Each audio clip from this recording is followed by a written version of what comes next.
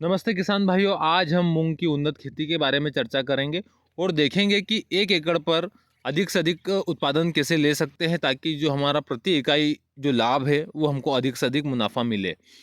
तो दोस्तों, इसके लिए क्या कुछ ज़रूरी बातें हैं, उन सारी चीज़ों की हम इस वीडियो में चर्चा करने वाले हैं। सबसे पहले उन्नतशील किस्मों के बारे में जानेंगे, उसके बाद में पोषक तत्व प्रबंधन, बीज दर अपने को 1 एकड़ पर क्या रखना है, किस प्रकार से हमको इंसेक्ट पेस्ट जो हमारा बीमारियों का कीट का जो नियंत्रण है कम खर्चे में हम कैसे कर सकते हैं।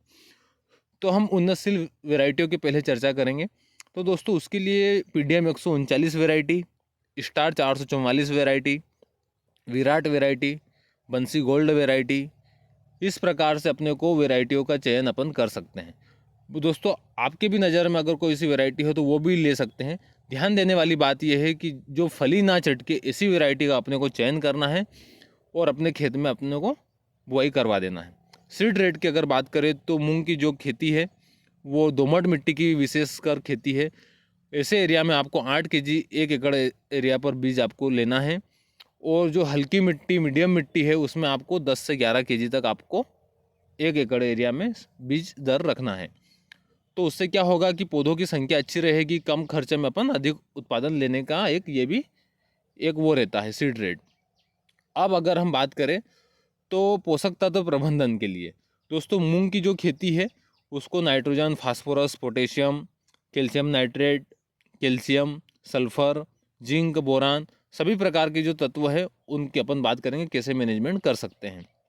दोस्तों, सबसे पहले आपको कार्बन की पूर्ति के लिए मिट्टी की उर्वरा शक्ति बनाए रखने के लिए 25 kg आपको इफ्को का सागरिका ले लेना है। साथ में आपको 1 बैग यूरिया लेना है, 1 बैग डीएपी लेना है, 1 बैग एमओपी लेना है और साथ में आपको 10 kg बेंटोनाइट सल्फर लेना है।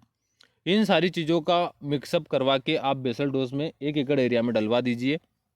उसके बाद में अगर आपने ड्रिप से लगाया है तो कैल्शियम नाइट्रेट आपको 10 kg 1 एकड़ एरिया में आपको चलवा देना है। और अगर आपने बिना ड्रिप से लगाया है, पानी चलाते हो, तो उसमें आप फिर वापस से जब सेकेंड बार जब यूरिया अपन देंगे तो आपको 25 kg यूरिया लेना है और साथ में 10 से 15 kg आप कैल्शियम नाइट्रेट मिला करके छिड़काव करवा दीजिए। तो इस प्रकार से अगर हम पोषक तत्व प्रबंधन करेंगे तो अपने को स्टार्टिंग से ही पौधे की जो जमाव है, जो फुटाव है, वो अच्छा देखने को मिलेगा। स्प्रे में अगर अपन पोषक तत्वों की बात करें तो एक स्प्रे में आपको मिक्स माइक्रो न्यूट्रिएंट चिलेटेड वाले 250 ग्राम 200 लीटर पानी पर मिलाकर छिड़काव करवाना है। और एक बार आपको जिंक 250 ml जो चिलेटेड जिंक है 39.5% वाला, वो जिंक आपको 200 लीटर पानी पर मिला करके स्प्रे करवाना है। तो इस प्रकार से पोषक तत्व प्रबंधन आपका रहेगा तो अधिक अच्छा पौधा और प्लाट बनेगा, मुनाफा अधिक मिलने का चांस रहता है। दोस्तों, अब हम मूंग की खेती में किस प्रकार से कीट लगते हैं और क्या कुछ बीमारियां लगती है तो कम खर्चे में उसका कैसे प्रबंधन हम कर सकते हैं उसकी हम बात करेंगे। दोस्तों, इसमें मेन तो पत्ती खाने वाली इल्ली और फल खाने वाली इल्ली का अटैक ज़्यादा देखने को मिलता है। तो उसके कंट्रोल के लिए आपको इमामेक्टिन बेंजोएट 5% एसजी वाला जो टेक्निकल है वो आपको 100 ग्राम लेना है 200 लीटर पानी पर और 1 एकड़ एरिया में आपको छिड़काव करवा देना है। इसके बाद में अगर कंट्रोल नहीं होता है, कहीं कहीं पर ज़्यादा अगर दिक्कतें आ रही है, तब आपको कोराजन 60 ml 200 लीटर पानी पर लेना है और 1 एकड़ एरिया में आपको छिड़काव करवा देना है आपकी फसल पर। तो इल्ली की समस्या है वो पूर्ण रूप से समाप्त हो जाएगी। अब अगर बीमारियों की अगर बात करें, डिसीज़ की अगर बात करें, तो इसमें सबसे ज़्यादा अटैक विल्टिंग का रहता है, सर्कस स्पोरा लिप स्पॉट और स्टेम ब्लाइट का रहता है। तो इसके कंट्रोल के लिए दोस्तों, हम अगर स्टार्टिंग में अगर ब्लाइट है, झुलसा है, तब आपको बायर कंपनी का जो इंट्राकॉल आता है 500 ग्राम 200 लीटर पानी पर लेना है और 1 एकड़ एरिया पर स्प्रे करवाना है झुलसा के लिए। और अगर विल्टिंग की अगर समस्या है तो अब आपको बायर कंपनी का 250 ग्राम एलिएट लेना है और आपको स्प्रे करवा देना है। दोस्तों, सिस्टेमेटिक फंजीसाइड है, ये बहुत अच्छे से वर्क करता है।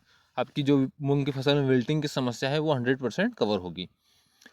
इसके बाद में अगर बात करें, अगर फ्लावरिंग स्टेज पर अगर झुलसा है तो फ्लावरिंग स्टेज पर आपको इंट्राकॉल इस्तेमाल नहीं करना है, तब आपको सिजेंटा का कवच फ्लो फंजीसाइड जो आता है वो आपको 400 ml 200 लीटर पानी पर लेकर के स्प्रे करवाना है। इस प्रकार से अगर आप मैनेजमेंट रखोगे तो आपकी जो मूंग की फसल है उसमें कोई कीट और किसी भी प्रकार की बीमारी से क्षति नहीं हो सकती है, अच्छे से कवर होकर के अच्छा लाभ मिलेगा। दोस्तों अगर आपको जानकारी अच्छी लगी हो तो वीडियो को लाइक कर दीजिए, चैनल को सब्सक्राइब करके अपने अन्य किसान मित्रों को शेयर भी कर सकते हैं।